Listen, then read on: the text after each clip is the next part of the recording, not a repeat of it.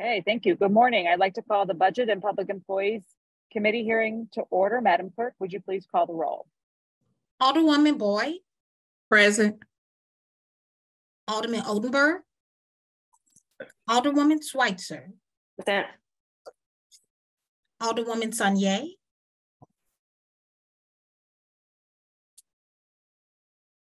Oh, sorry, present.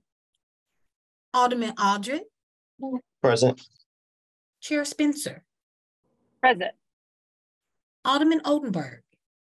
We have 5 present. We have a quorum. Okay, thank you so much, Madam Clerk.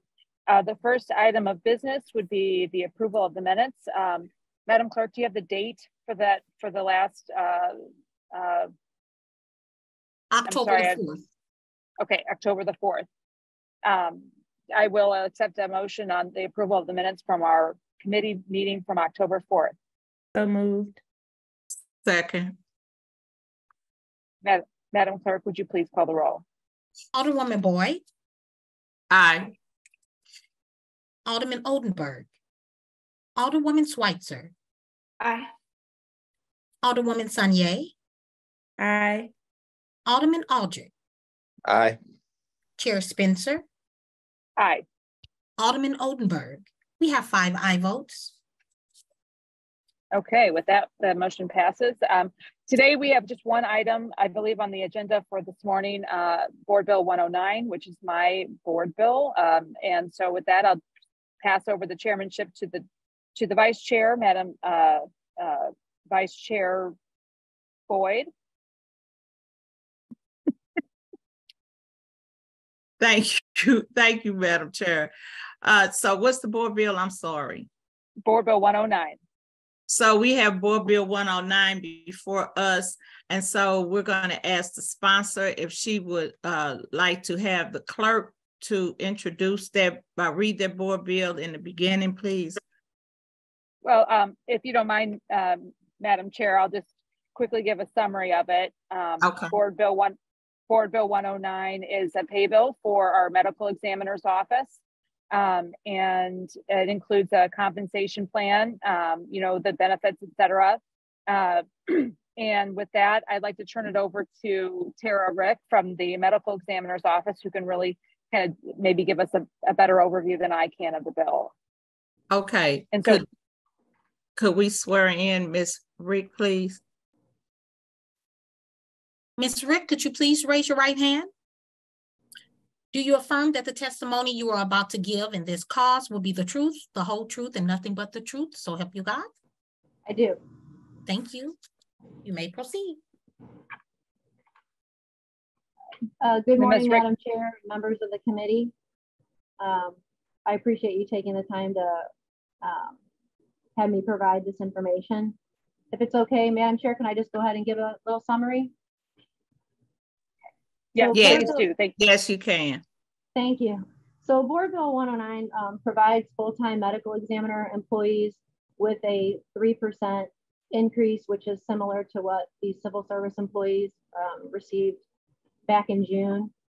But other than that, there's really no significant changes other than we did enlist the help of personnel to kind of do some format updates, things like numbers instead of the numbers, the number name being written out, and just making sure that the format was in alignment with what's required for a board bill. There were some things that were outdated.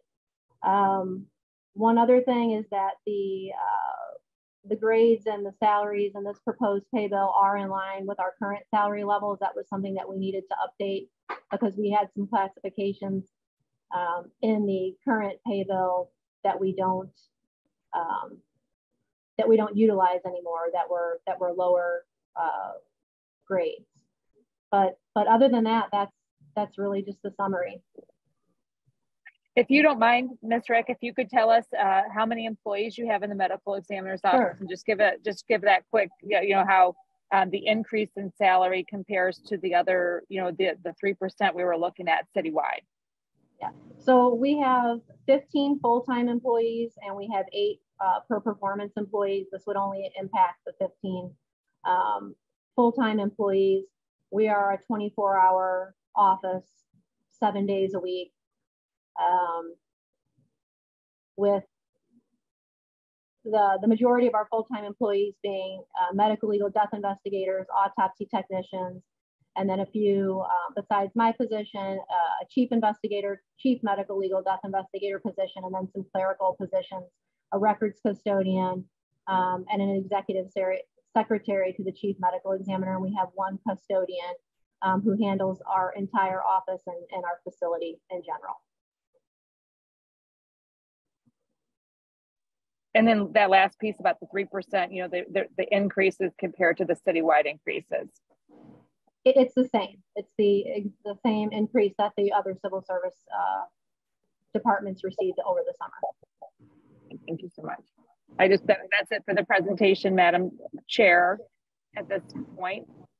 But of course, we're available for questions from the committee. Since our chair moves so fast and she doesn't let people chair the meetings, it's okay. But I'm just asking, Alderwoman Schweitzer, do you have any questions? Thank you so much, Madam Chair. I apologize to anyone listening. I lost my voice, so this is the best I can do today. My question is, are you short any staff, or how is your overall staffing level looking right now? Thank you for asking. We did have a rough few past years, especially with COVID. We are fully staffed right now, and we need to be fully staffed at all times. We can't afford any type of operational interruption, given that we are a 24/7 office that handles every death investigation that occurs under our jurisdiction in the city. But we are fully staffed at this time. So do you work most closely with the police department, or what is the kind of, who do you all work with most closely? Multiple city agencies. So when, I don't know how deep you want me to go into this, but I'm glad that you asked, because a lot of people want to know, understand. I think. Yeah. So when a death occurs in the city of St. Louis, whether it be in a public place or a residence or a location that's within our jurisdiction, we're notified either by police radio or by telephone. And our death investigators are kind of like the first line, where they start triaging the case, and we determine whether or not we're going to have a scene response, which a lot of our cases do involve scene responses if they're something other than natural deaths. So that does include the police department, fire department, EMS, corrections, all of the local hospitals and long-term and residential care facilities here in the city. Thank you. Can you talk a little bit about how your 24/7 staffing works? Are people at the offices 24/7, or is it kind of like you're on call in the middle of the night sort of thing? Or Sure. No one is on call. Our full-time death investigators rotate through a series of 5 shifts.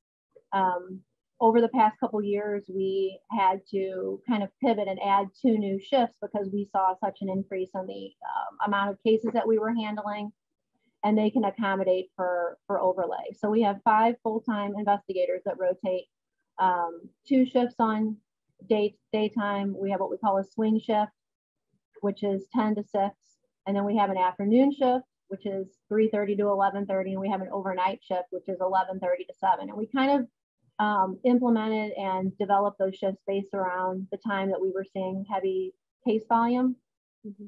So the investigators are the employees that are definitely here 24 hours a day. In terms of our the rest of our staff that's full-time, we do evaluations or autopsies during the daytime, Monday through Saturday. So those are just daytime positions. So if we would have to, if we would have some type of event where it would be larger volume, we would certainly have to, modify our schedule. But at this point, no one's on call. You're scheduled for your shift. Now, there are times where when the case volume is high, you could have an employee who's out on a call and they would have to stay over a little bit. But we've been able to work around that. That's why we added those extra shifts for support. And what kind of qualifications go into the various positions in the office? Sure.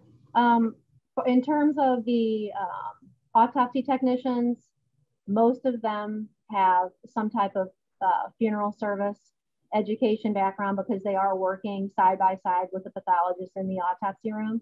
So it's kind of a very unique skill set. And in terms of our medical legal death investigators, we have our own certification program, which they're required to complete within the first year of employment, but they do have various backgrounds. So we have people that have maybe law enforcement background sometimes, medical background, chemistry, anthropology, criminal justice, or some other type of facet of the forensic science field. I really appreciate the time you took to answer these questions. You know, we get board bills like this that are very, very long, but very, you know, they're very detail oriented, very simple, but they don't necessarily get to the heart of what the office does and the services that you provide. So I just want to say thank you to your office for what you all do. It sounds like a very difficult job. So thank you for your service to the city. Those are all my questions. Thank you. Alderman Aldridge, do you have any questions? I think Alderman before me, Madam Chair. You saying that she asked the questions? No, no questions. I was saying. Okay. No you questions. were kind of breaking up. That's why I asked. Alderwoman Sonia, do you have any questions? Thank you. I think Alderman Aldridge was saying that I'm technically before him. I was just curious about, since it's a pay bill, how does the pay in the department compare to the pay in similar departments in other municipalities? I'm glad you asked that as well. So over the past year, we have been able to have some increases specifically for our autopsy technicians and our medical legal death investigators, which were very much needed due to the difference in compensation between our office and the other two offices in the region. So for those who may not be familiar, there's the city medical examiner's office, which is our office that handles the city. That's our jurisdiction. The St. Louis County Medical Examiner's Office handles the geographic boundaries of the county. And then the regional medical examiner handles St. Charles, Franklin, and Jefferson counties. So, you know, unfortunately, we have seen, you know, due to issues with the pay disparity, some people moving from one office to another. That has been a problem over probably the past 5 years, but within the past year with us being able to increase our salaries, we are hoping that that enables us to retain the very high quality staff that we have here. Thank you. And then my other question is, when would the pay bill go into effect? As soon as it would be approved by the board and the mayor. Okay. Thank you. No further questions, Madam Chair. Okay, for clarity, Aldridge was called because you weren't on the screen, so that's why he was called. So if I don't see you, I wouldn't have called you. So did anybody else have any questions? Alderwoman Spencer, did you have any questions? She can't hear me. I can hear you. Sorry, I was on mute and I couldn't figure out how to unmute it. But no, okay. I don't have any questions. Thank you, Madam Chair. Okay, and so the only thing I have to say, Ms. Rick, thank you for coming forward. It's unique to hear what Alderwoman Schweitzer, the question she asked that you brought to attention to the medical examiner's office, because I think you all are the quiet lion within our city and nobody knows the work that you actually do. Everything is always police or fire or EMS, but they don't look at the work that you all are doing. And so I applaud you as the director because you all have kept the steady staff that you have. And so with that, I'll turn it back over to our sponsor. Thank you so much, Madam Chair. And thank you, Ms. Rick, for being here today and the thoughtful questions that Alderwoman Schweitzer asked. You know, with that, you know, we're all very grateful for your service, the service of your staff and your office, and the important role that you play in our city. With that, I'd like to ask for favorable consideration from the committee on Board Bill 109. Could we get a motion, please? So moved that we pass Board Bill 109 with the due pass recommendation. Second. Okay, a second. Could we, Ms. Clerk, could you do a roll call, please? Alderwoman Boyd, Aye. Alderman Oldenburg, Alderwoman Schweitzer, Aye. Alderwoman Sanier, Aye. Alderman Aldred, Aye. Chair Spencer, Aye. Alderman Oldenburg. We have 5 aye votes. Thank you. And with our vote, we have passed the board bill, what is it, 109? Okay. We have passed board bill 109 with a unanimous approval. I'll turn it back over to our chair. Thank you so much, Madam Vice Chair. With that, there are no other items on our agenda today. We have no resolutions or committee discussions that I'm aware of. So with that, I'll take a motion to adjourn. So moved. Do you want to excuse Alderman Oldenburg. Oldenburg? Right. If you'd like, I haven't heard from Alderman Oldenburg, but I would accept the motion to excuse. I'll make the motion. So moved. Second. You second. Yeah. Second it. Hearing no objections, Alderman Oldenburg is considered an excuse for today's meeting. No from the and 14th. I'm a no. Okay. With that, I will accept the motion to adjourn. So moved. Second. Hearing no objections, we are adjourned. Thank you all for Thanks, everyone. being here today.